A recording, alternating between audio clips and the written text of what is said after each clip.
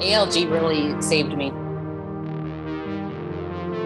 I put all of my success on joining this group.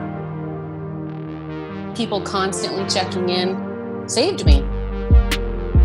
I made so many friends with people that I've never met, but I feel incredibly close to, and I consider them family. It really is a family. It is a place where you can just be yourself and there is no judgment. There is no shame. You are so welcome there. Nobody has to be in this alone. Everybody is either going through or has gone through the same thing at one point. Let's do this. Welcome back to another episode of the ALG podcast. I am your co-host, John Arpino, otherwise known as JR's Journey. Alongside me is my partner in crime, David Roden, fit_D-Rock. David, it's been a minute. How are you, brother? It's been a minute, and you're coming back a little lighter, not because of necessarily fat loss, but because of excess skin removal surgery. That's right. My titties are gone, guys. Titties are gone. Gosh, I got to say, John, what on a scale? Okay, you've had 2 surgeries now. Yes. I've had 2 surgeries. Yes. Which one was more impactful as of right now? Chest or your abdominal? Impactful as what just feels better that it's gone? Well, I will tell you that tummy tuck recovery and chest recovery is 2 different ball games. 100%. But I'm just talking about what are you happier that it's gone? Oh, wow. That's a really good question. I have to say maybe chest right now. Bro, I'm the same way. I was more it was a smaller surgery, but I found getting my titties taken off was more like than I didn't think that before it went down, but now that I'm scrolling through past pictures and pictures that I took this week without having how the shirt sits on your chest now. Well, that's the first day that after my first post-op consultation, I took that video that I posted on Instagram of how my shirt was just laying on my chest with no lumps for the first time ever in my life, and that was just holy shit, you can tuck belly fat. There's a million ways. Yeah, there's so many ways to tuck away excess skin on your stomach and sides, but as a guy, there's no way of hiding, unless you're binding. Boobies. Unless you're binding your chest all the time, there's really no way of hiding that. So to not have them anymore is just it's weird. It's so 100%. Weird. I found more of an emotional on the chest. We did the same sequence. I had waist, hips, and butt first, then chest.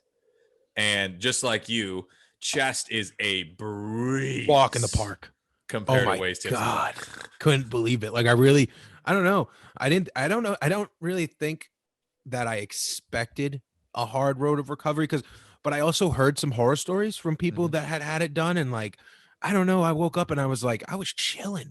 To this day, I'm 6 or 7 days post-op now. Today's Saturday, right? Today's Saturday. Okay. So today is 7 days post-op now. And I've yet to take one Percocet. I have my whole prescription of Percocets. I've taken nothing stronger than an Advil, Motrin, or Tylenol. So that just says it right there. I was off all the opiates after day 1. I was no, I don't need it. Yeah, I don't need them. It's crazy. Absolutely wild. Now, I can't remember because we went straight into it. Did we say how this episode's gonna what's our name? We have not disclosed what this obviously you clicked on it, so you know what it is. Yeah. So this episode, David, why don't you tell them what it is? Yeah, this episode we're gonna be talking about facts, myths, and realities with massive weight loss. So 100, 150, 200, 250 plus.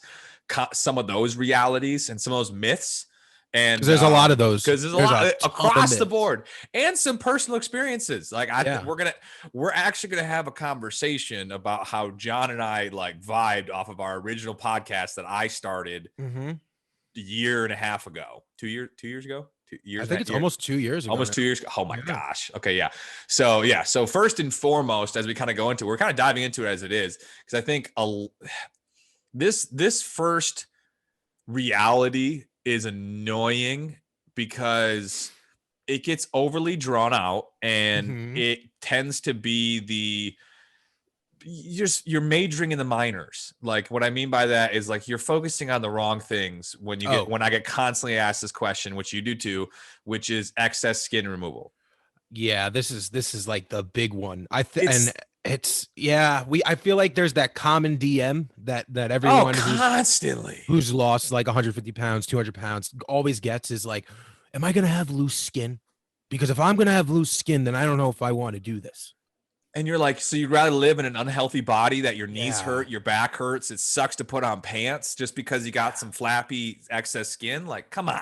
Right. You know, but I get it. I get why the question is asked. Yeah, because I feel like I've been on the other side of that DM as well. You know, at a certain point in my life, I feel that excess skin kind of maybe did hold me back from taking that huge leap of faith and finally deciding to change my life. But guys, if loose skin and having it is what's keeping you back from saving your own life, then you need to dive deeper into what's going on than just, you know, excess weight and being overweight and stuff like that, because skin is skin, you know. Exactly. It doesn't matter for the vast majority of people. Now some people can get some infections and stuff, but the vast majority of people, even with massive weight loss, you're not going to get any skin infections. You're not going to it's not that big of a deal. It's annoying. It's a nuisance. It's a nuisance. Yeah. But when you sit there and think about, it's just, but I get it. Cause it's like, for me, when I hear someone ask me that question, the first thing I think about is they're still in a scarcity mindset. Yeah. They're still fearing the uncertainty of weight loss. And they're just trying to grasp to anything that they can grab to make themselves like a little more certain about what's going to happen. Well, let's just be logical for a second. I mean, David, I know that I had a laundry list of ailments, you know, when I was obese. You know, I had the hypertension, I had the sleep apnea, I had the really bad asthma. You know, for you, what did you have before you made your transformation, just besides being obese? For me, I was on track for type 2 diabetes. My insulin sensitivity was going down. So my insulin was rising. And so I was put on metformin for that. And then I had super high blood pressure. So let me ask you a question. Would you rather still be on the metformin and probably on high blood pressure medicine? Or would you rather have excess skin? I'd rather have excess skin. Like, and that's logical, because right? it's not even the health too. It's like, oh my gosh, the rest of life. Yeah. Like, and when you put it that way, sometimes I just feel like I'm asking a person, so would you rather have a bowl of chocolate ice cream or would you rather have a bowl of dog shit? Right? Like, and the logical question, like the logical answer to that question is obviously the bowl of chocolate ice cream. I hope, you know, I hope that is the logical answer to that question. That's what's so fascinating about, I love the mental side of change. Yes. I love how this, when you're in this fear state, when you're in this scarcity state and you're always worried, you're not even making logical thought process. You're like, you're just trying to grab to anything that fits how negative you're thinking right now. And so, and I think, you know, a lot of that is because you're in panic mode. Yeah. You know, when you let yourself get so far, and let's say that you're a person that's in like the 300 pounds, the 400 pounds, the 500 pound mark right now, you're in that panic survival mode. You're that guy who's in the water bobbing and weaving, hoping someone sends him a life jacket, and you're gravitating towards whatever little knowledge you can get that you think is the right knowledge. But for some reason in the back of your head, you're not going to grab the life raft that tells you, hey, losing weight's the right answer because you might have loose skin. Like, it just doesn't. It's weird. And I get it because I lived it. Like, and even looking back on it, like, you're not wrong for thinking that, right? If you're listening to this and you're in that mind frame of, well, you know, I kind of don't want to change my life because I am afraid of the excess skin, and I really don't have the funds for the plastic surgery. I get it. I totally get it. But you need to save your own life.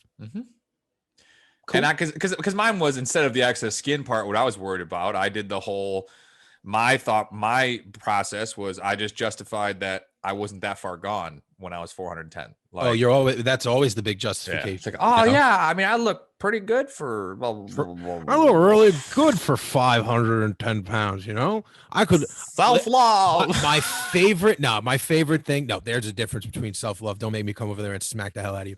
But I remember giving myself the justification always of, yeah, you're 510 pounds, but dude, you're 6'5". You know what I mean? Like, you're a tall you're a fucking You're a tall 540 pounds.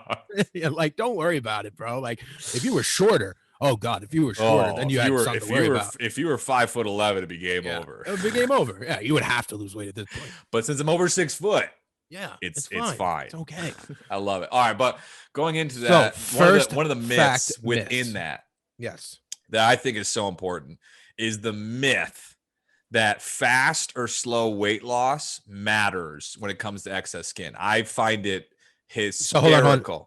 For you, is that a fact or a myth? For you, fact or myth? It's a myth. Okay, like cool. The idea, like you hear people out there going, well, if you lose the weight slow, you don't have excess skin or near as much. It has nothing to do with it. How fast you lose the weight, how fast you lose the body fat means nothing to the excess skin. The excess skin is the excess skin. Like, it doesn't make any difference. Yeah. But it's going to be there regardless. Yeah, it is hysterical to me how this myth has been brought about that if I lose the weight slower, it's going to tighten the skin up better. Like, it doesn't make any difference. Really, for those at home that kind of believe that, I want you to go home. If you still have plastic bags where you live, because I know that there's not a lot of plastic bags left in the world, but if you happen to have one, I want you to fill that bad boy up with water. And then I want you to pour out that water really, really slow, okay? And you're still going to have that excess bag. And then I want you to do it really, really, really quick. And it's going to be the same result. Still the same thing with skin. Yeah, it's the same thing with skin and body fat and all that. Like, it's all the same. It's all relative. You know, fast paced, slow paced. Your body can only withhold so much elasticity within the skin. Yep. And that's really all. It's just genetics. It's science. As much as I hate to fucking say it's science, because then this guy gets all fucking a chub. Hold on. Science. Yeah, there he is. I want to put like a post-op. Science. I tell you what, if you edit this podcast so you have a special graphic when you say science, I'm going to come to Michigan and it's what's gonna happen. It is. I love it. No, it is.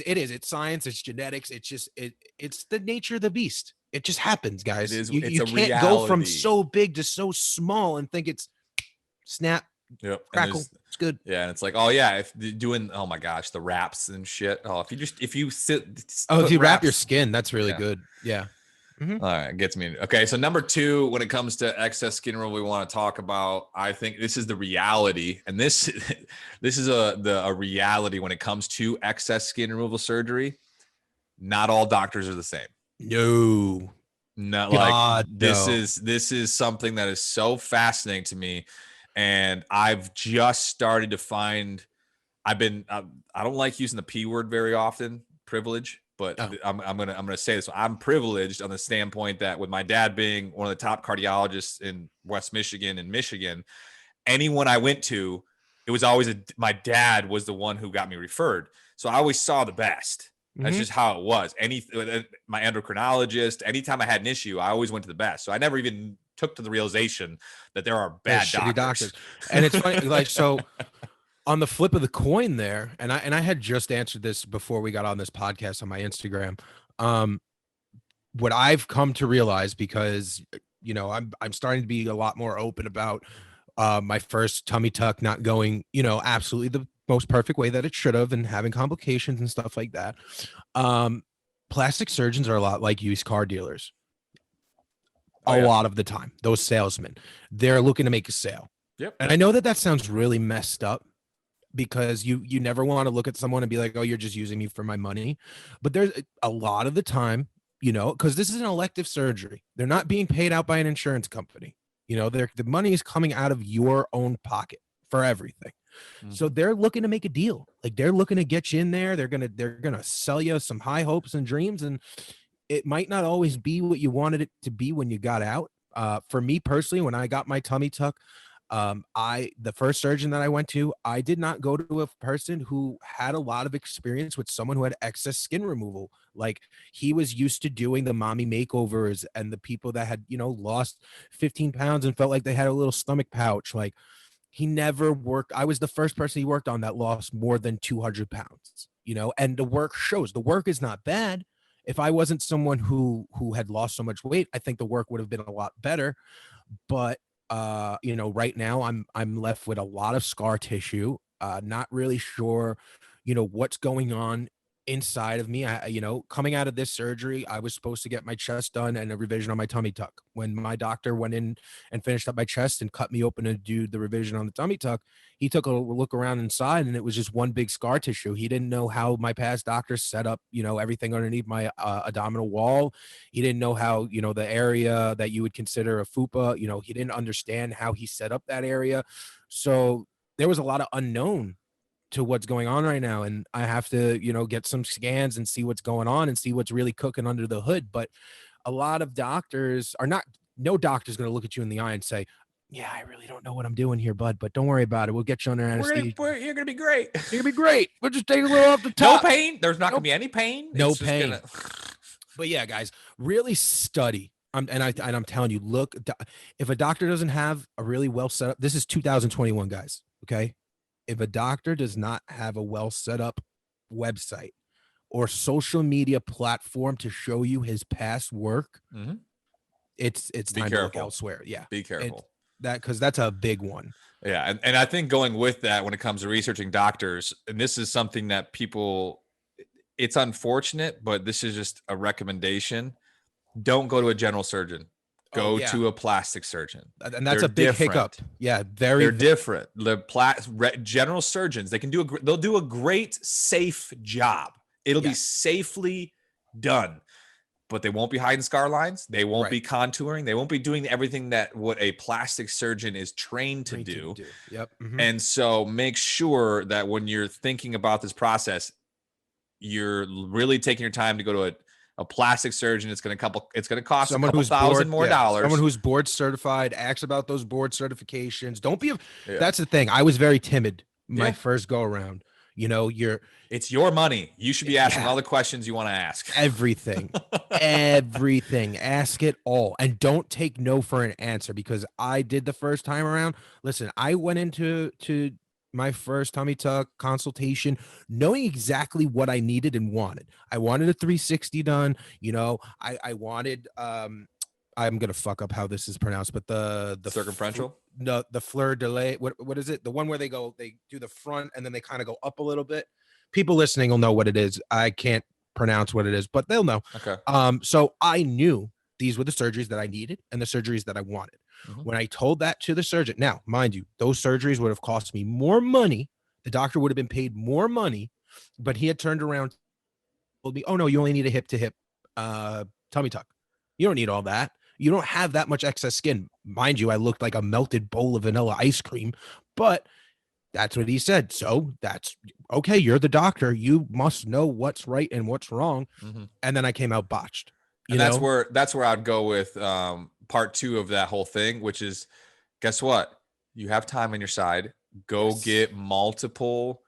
have multiple conversations, talk to 2 or 3 different plastic surgeons, see if everything they say is aligned. Then you can go, because once you get the conversation from one doctor, you can say, hey, he wants to do it this way. What are your thoughts on that? Right. This doctor wants to do it this way. What is your thoughts on that?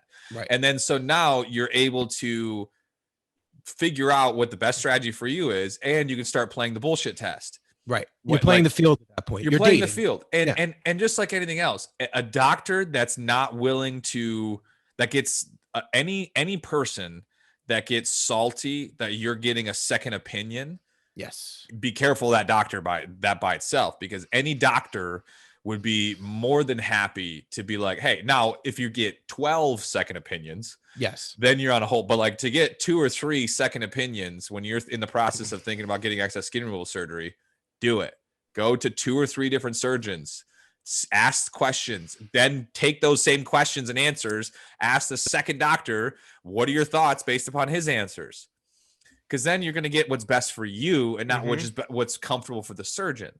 That's the other thing too, is like the surgeon's going to do what he is comfortable with more than anything. Yeah.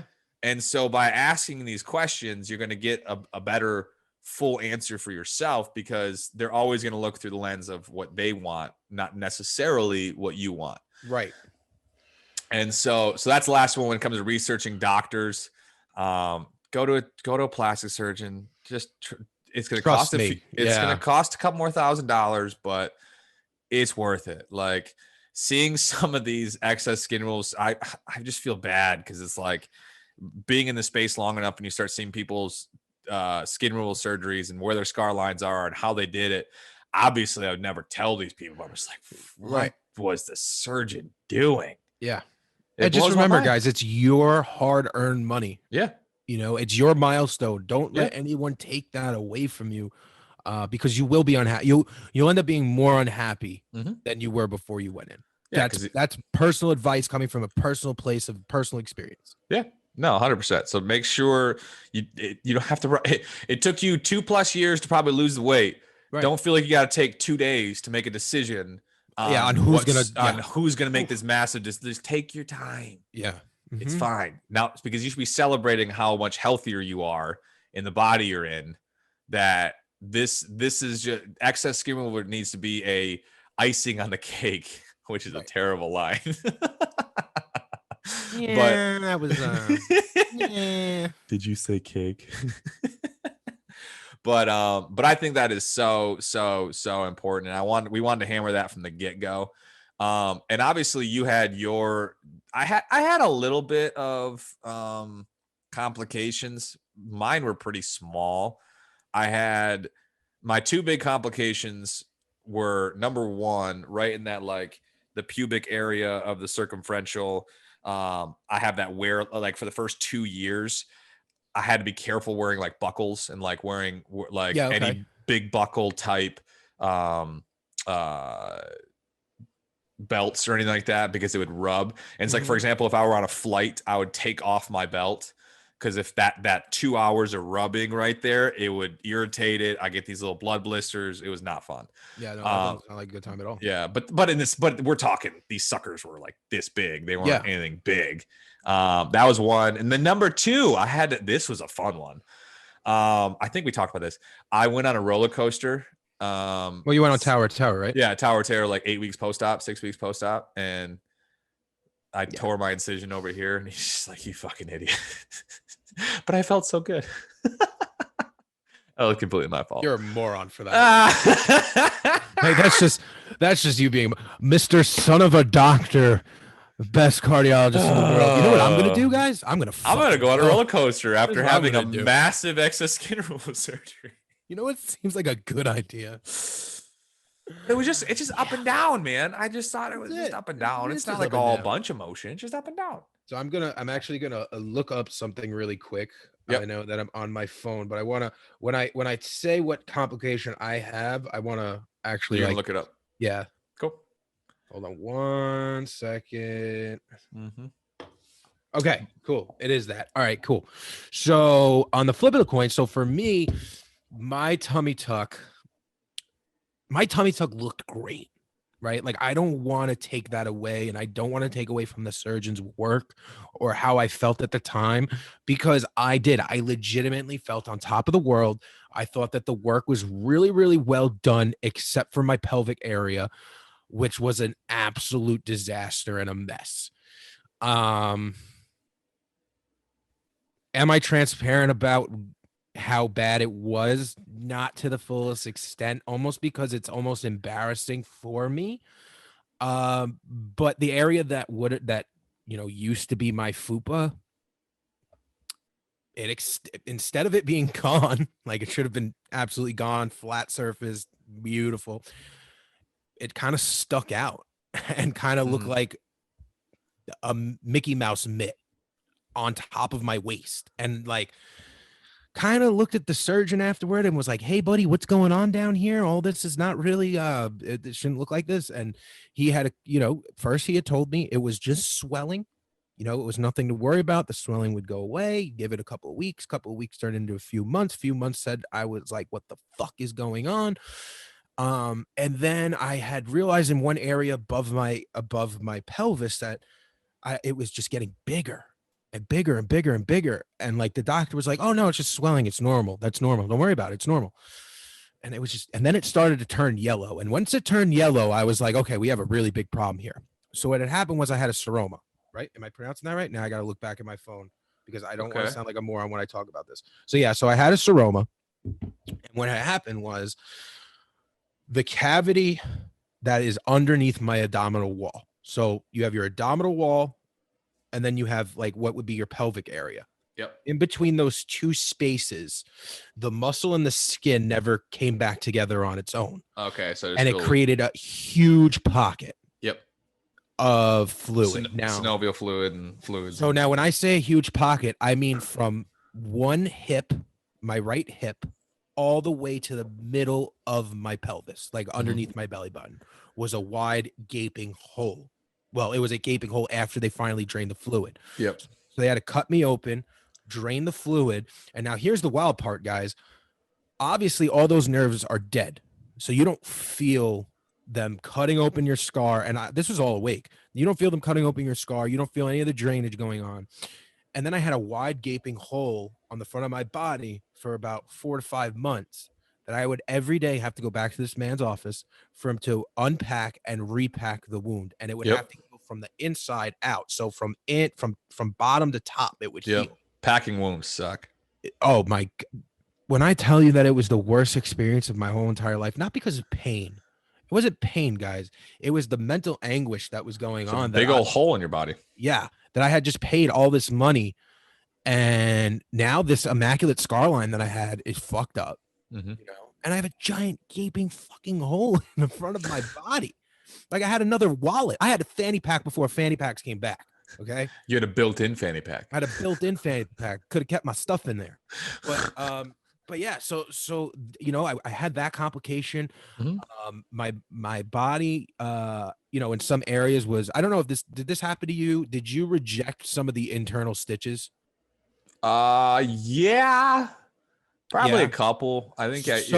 I was talking to another surgeon, and it seems that a lot of people that have like Mediterranean roots, or like from that, you know, from like Greece, Italy, that kind of heritage, olive skin people, they're more, and I'm not saying that I'm tan or olive skin because we know I'm pale as fuck, but those ethnicities, for some reason, their bodies reject inside sutures more. Okay. So I was rejecting sutures left and right, like to the point, like if I bent a certain way on my waistline, it'd be like bing, and then out would pop this like little plastic suture. Yeah. And I have a little hole in the side of my body.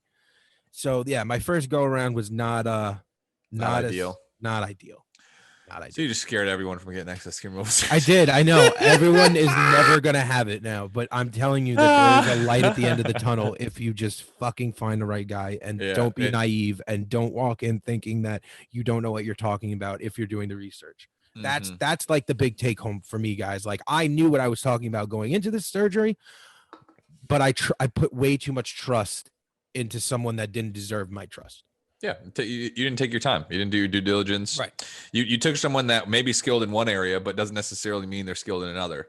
Like, oh yeah, you're great with boob jobs and this, and this. So you're automatically good at cutting off 15 pounds of excess skin from blah, blah, blah, blah. Not necessarily. Not necessarily true. So yeah, so I totally agree there. Now, number two, when it comes to, this is the one that we had to I wanted to research before we did it. So fascinating. With this, this is a reality / fact that with knee problems of people. Oh yeah, I love this one. This one's crazy. So for every 1 pound of muscle lost, or 1 pound of fat loss, or 1 pound of weight loss, you take 4 pounds of pressure off your knees, which means if you lose 10 pounds of fat, you took 40 pounds of pressure off your knees. If you lose 100 pounds, you just took 400 pounds off your knees. And from experience, it makes sense because I think about 400-pound me, and like just walking at like an amusement park or going on walking anything more than a mile, and my back would be just jacked. Even just standing in one place. Just standing in one place, 100%. Yeah, it sucks. Yeah, and it totally makes sense because like, well, it's easy too. Like deadlift up 100 pounds and then just stand there. Yeah. It's crazy to really start to realize how much that excess fat fucks with you. Like just put a backpack on with 70 pounds and you're like, this sucks. And we were wearing some permanent, really heavy backpacks for 100%. It is fascinating to me how that it all makes sense now. When I was going to the chiropractor 3 days a week with a jacked up back and my knees always hurt when I was like, it totally makes sense. Yeah. Huh? And I know John he had heard it, but he wasn't sure it was true or not. And so like I quickly looked into it. And so like it's 1-to-4 ratio because of like because weight is only on this small area of the knee. Mm-hmm. So all this body weight is landing on this small surface area. So you lose, for every 1 pound of fat loss, you're dropping 4 pounds of pressure off your knees. So like 100 pounds is so incredible, guys. Think about that. 200 pounds. So my 200 pound weight loss, I just took 800 pounds off my knees. So 278, do the math because I'm a dum-dum. What is it? 278. So 1-to-4. Hold on. Because I'm very, very interested now. 278. So 1-to-4. So 278. 278. 1112. You took 1,112 pounds off your knees. Yeah. No wonder why my knees are great now. Jesus Christ. Well, besides, need a meniscus repair. But yeah. Wow. Wow. Oh yeah, because like just think about it, standing there, it sucks. Yeah, that's a lot of weight. Mm-hmm. It totally makes sense. And so, so that was one of the realities. And same thing with back pain, same thing. Like the idea of when you lose the weight and you just it's fascinating. Like the thing to me with this is like, you don't understand the prison you're in when it's been your reality. Right. And like, this is always my biggest thing when it comes to this body positivity with obesity and like people dangerously promoting size of either scale, small or big, which is like when you actually feel what it's like to be a healthy weight compared to not, all the aches, all the pains, all the little things that you think are fucking normal aren't normal. Right. like the idea of your knees and back hurting after a mile walk should not be a thing. Right. But it is for you, but it's always been normal to you. So you think that's normal to everyone else, and it's not. And so like the knees and the back pain just from weight loss is incredible. And so we'll just kind of leave it there with the reality. What's the next one?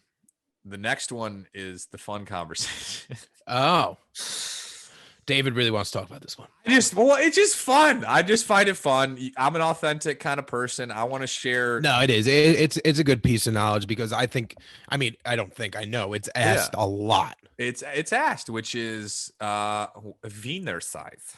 So with massive weight loss, at least for myself, I've never done any clinical research into this. I'll be honest. I've never actually looked into, is there any clinical research? However, based upon personal experience and conversations with people I have talked to, when you lose 100, 150 to 200 pounds plus, and you're a male, your wiener gets bigger. And not just like this is the whole thing to me, not just like a fupa of like, the fat disappears, so it makes it look, I'm telling you, it physically got bigger, like girth, size, everything got bigger. Okay. And yes. And now we're going to talk about why though, right? Because I obviously think it's testosterone driven. Right. That's my it's not magically like God was just like, congratulations, David. On 200 pounds, bigger wiener. Yeah. That's not what happened. And that's not what's going to happen anyway. But now I'm going to put on the science cap for a second because I need to take testosterone because he's a 12-year-old boy right now. So I'm going to put on the science hat for a second. And yes, I think it has a lot to do with increased testosterone because obviously your body's going to create more testosterone now that there's not so much fat going on because the fat's suppressing that. More estrogen is released into the body. It's crazy. It's wild what the human body does. But also there's an increase of blood flow down there, guys, because of the fact that there's not that much skin there anymore. So the blood still needs to go somewhere. So instead of the blood just kind of hanging out in your fupa now, and your buddy down there is not really getting all that blood loving, now there's no fupa. Now there's a place, the blood has the proper place to go, and your member kind of. I bet you. I mean, I'm sure that makes sense. I mean, I think it's testosterone more than anything. It's definitely testosterone. I think it's a mix of testosterone, blood flow, and obviously Yeah. the fact of you're taking a mountain. If you imagine a tower, and there's a mountain around it, and you're removing the mountain around it. Yeah. All right, It we're gets- gonna keep that It conversation. does. Motivation, guys. If you want to talk about positive assertment of motivation, there's one for you.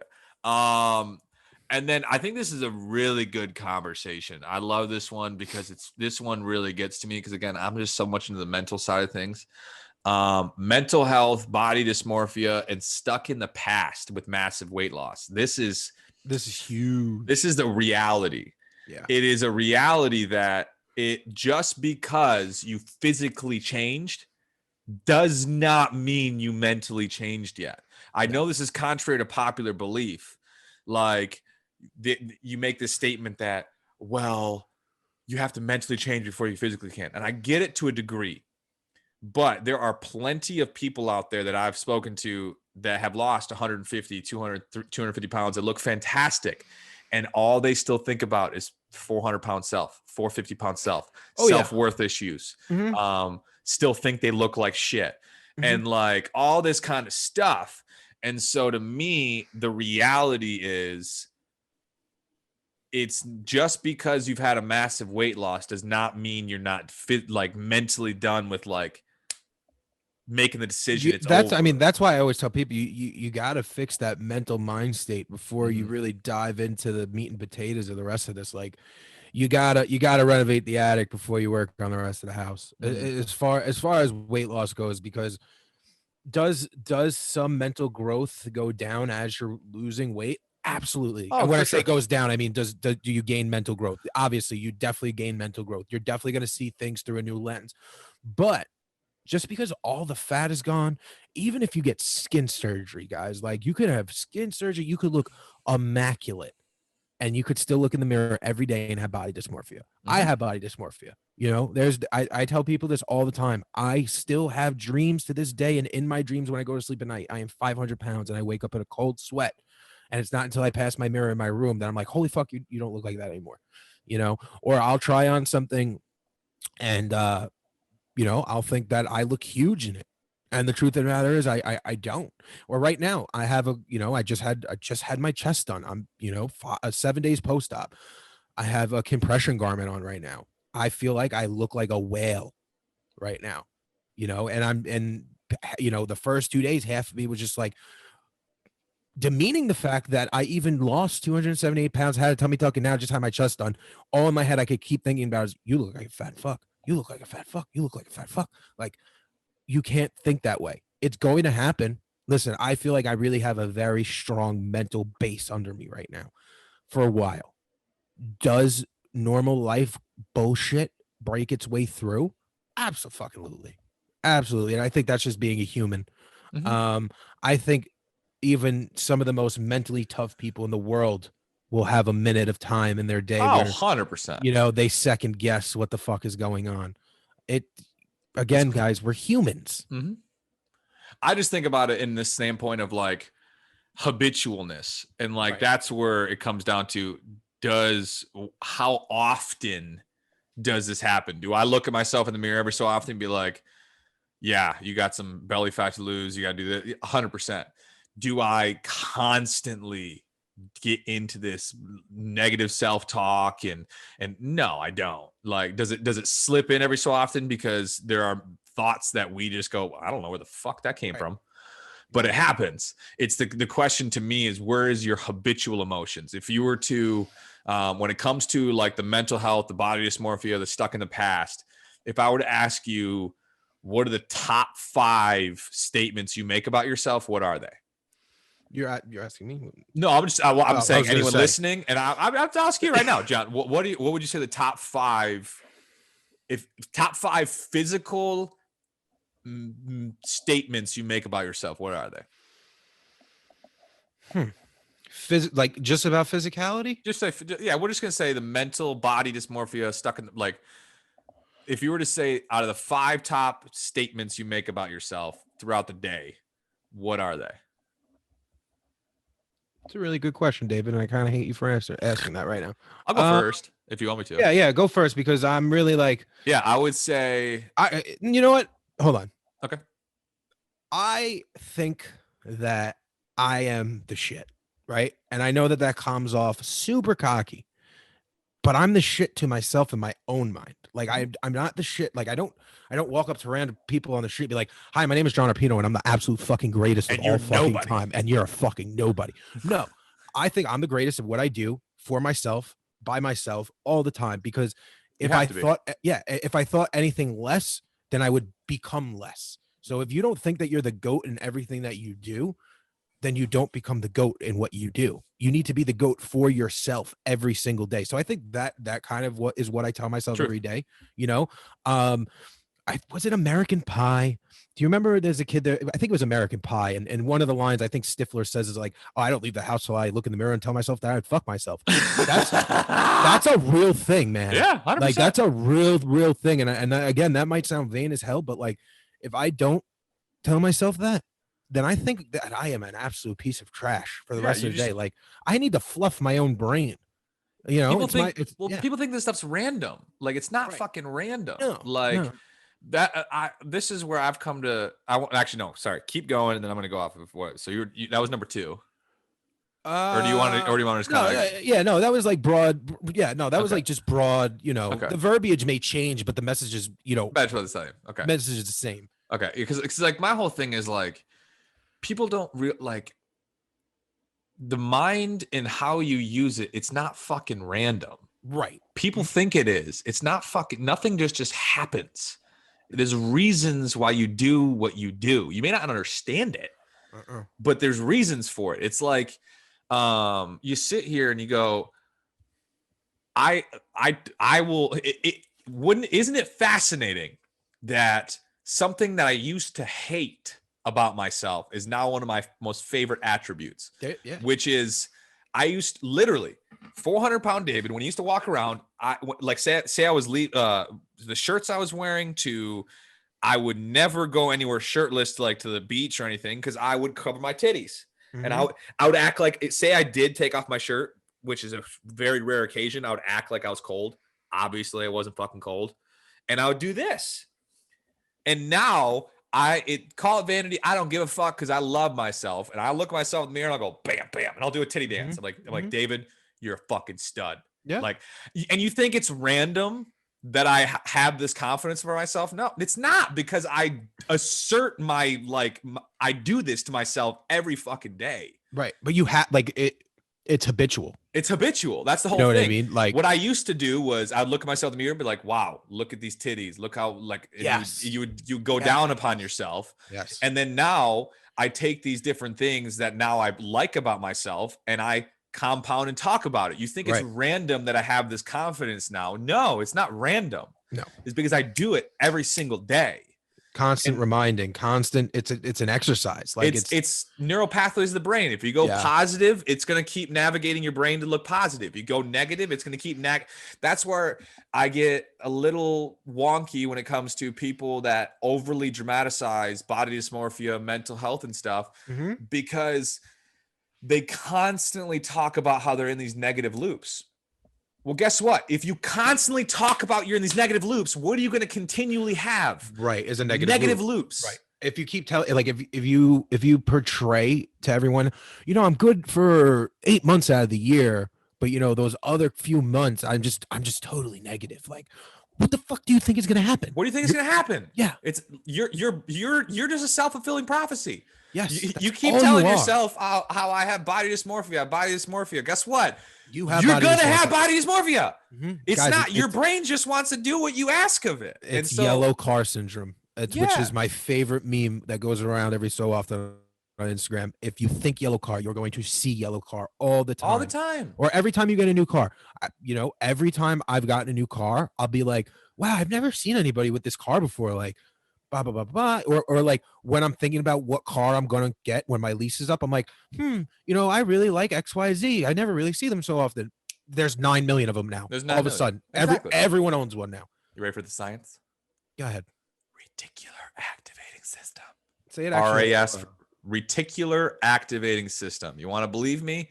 Look it up. Okay. It's the part of the brain that naturally tries to find what you ask of it. Yellow car, body dysmorphia. You're going to, if I could easily, if I started getting the mental pattern of what I don't like about my body, guess what? I could find it. Yeah. And if I got the pattern of asking what I do enjoy about my body, I'm going to find it. Right. And now, so I'm not saying if you wake up every day and say, I'm going to find $1 million. I'm going to find $1 million. Well, that's completely different. Totally different, guys. Totally different. But if you wake up every morning and you say, I love myself today. Yeah. And you do that for like 6 months. Whew. And you start getting in the habit of what? Because again, this is like the mental health and the body dysmorphia stuck in the past. These are all neural pathway loops is what's happening. And like, there are infinite amount of things you could look at yourself and be like, I fucking hate this about me. Yeah. And there are infinite amount of things you could look at yourself and say what you enjoy about yourself. And both sides have infinite possibilities. So the question is, what are you actively focusing on more? That is the biggest difference, is because I can talk about how, you know what, I really don't like how I get some bags under my eyes so often, because I just don't give a shit. I don't focus on it because I don't ask myself those questions. I don't navigate. I've gotten so good at navigating myself to, wow, David, I really enjoy how big your delts are. Like, oh, look at the roundness. Great. I love that. And if you get into the pattern of it and you get into the habit of it every single day on the positive reinforcement back and forth, the negative stuff habitually goes away. Does it mean it goes away forever? No. But like, it doesn't happen nearly as much because you're building that momentum, and it's just like fitness, same thing. That's the whole thing with mental health that I think is so interesting, is just because you physically change does not mean you mentally changed. What's on that list? Anything else? That's actually the last thing. Is there anything else that we want to talk about that we didn't have on this list for facts, myths, and realities with massive weight loss? No, but you know what? I think what we will do, and I'm going totally off the cusp on this right now. Here we go. If you are watching and or listening to this video and you have your own facts, questions, or myths. Oh, I like that. With making the extreme weight loss change, or, post weight loss, leave them in the comments or shoot a DM over to the ALG Instagram page, and we will answer them either as they come in on the next episode or an episode after that. True. We want to start answering questions that you guys have. So feel free to drop those in the comment section or just shoot them over individually to us and we will answer them. Definitely. I think that's a really good leeway. What do you think? I like that. No, that was really good. Because we want this to, it's not just about us and what we think is best. Like, obviously we can't think about everything that you guys have. And if you guys want to hear some stuff on more nutritional science stuff, sweet. If you want to hear women's mental health, more stuff, we'll figure that out. Right. Whatever it may be, we definitely want to get your input, because this show is not just about us. It's about trying to help as many people as we can. That's the biggest thing. Yep. So with that, I think that we finished up this episode. I think it went really well. Episode. What do you think? I really enjoy it. The mental health stuff, I get so lit by it, because it's like, we live in, I know. Yeah. I have mental health is not talked about enough. It's not talked about enough. Trying to end that stigma over here at ALG. It's not talked about enough. And I'll be honest though, I get worried because you get a lot of people that talk about mental health and act like they know what they're talking about, but their results don't prove it. That might be another episode for another day. We're not going to names. I know. Drops. Oh, I'm not. No, there's no name drops. I'm not gonna ever name drop. But there's been enough people that, even in my past, where it's like people portray themselves to be this mental health icon on social media, and yet behind closed doors, they're not that way, and it's just dangerous. Very dangerous. Yeah. Again, I think that's another episode for another day. Definitely. We're gonna wrap this one up. Before we go, I just want to ask everybody. Well, first of all, I want to thank everyone for edging out a little time in their day, joining us, listening to the episode. If you can, please leave us a 5-star rate and leave us a nice little review. We are looking at those reviews and we do appreciate them. The more reviews, the more the show grows. So please just take out a little time to do that. And if you can, please share this with a friend or someone that you think will be inspired by this episode. You can join us each and every Wednesday night for the absolute free ALG community call. Just log on to www.accountable-lifegroup.com, look up the live events, and you can join us each and every Wednesday night, 8:30 Eastern Standard Time. And I just learned this from being in LA. That's 5:30 Pacific Standard. I learned it. I gotta tell you though, the community call has been really good lately. Like it's been fun. Like just meeting people, seeing where they're at, having real conversations. It's been, I guess it's fun. It's fun. No, it is. It's a blast. So we'd love to meet you. We'd love to have you. And with that, I think that's all we have to say. So stay beautiful, stay sexy, stay accountable. Toodles.